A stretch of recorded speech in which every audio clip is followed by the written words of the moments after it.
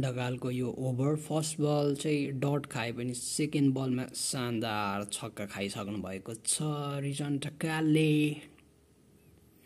Reason Dhakal एकदमै महँगो साबित हुँदै 3 ओभरमा 1 विकेट लिए पनि 30 रन दिइसकेको छ। रिजन ढकाल निराश हुँदै रिजन ढकाल यो शानदार छक्का स्कटल्यान्डको प्लेयरबाट सम्पाल कामी हेरेको हेरे भए। यो पछाडिको 2 बल अब डट खान्छ। गुलसन झाले आफ्नो तिग्रामा बल रगड्दै के गर्नु खोज्दैछन्। रिजन ढकाल किन निहुरेर हिँडेको बल माग्दैछन् खोइ यहाँ दे भन्दै अब चाहिँ केही गरेर देखाउँछन् जस्तो स्कटल्यान्डको प्लेयर रेडी छन्। रिजन ढकाल पनि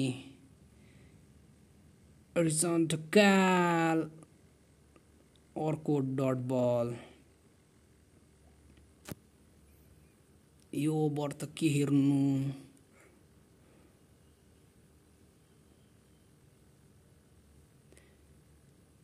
यहाँ के हुन्छ हेरौँ त के हुन्छ हेरौँ। ला चौका गयो। क्याप्लाको दाइ हतार हतार बल टिप्न त भन्दा त राम्रो मै फाल्छु होला भन्दैछन् तर पनि यहाँ रिजन ढकालले चौका खाइसक्नु भएको छ।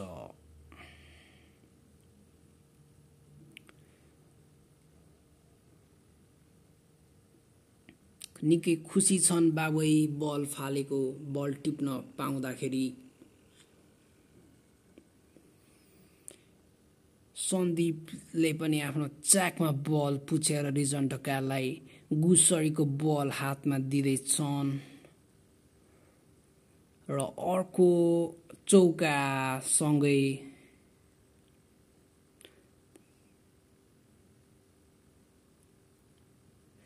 आफ्नो खेलको 50 रन पुरा गरिसकेका छन् स्कटल्यान्डका खेलाडीहरूले।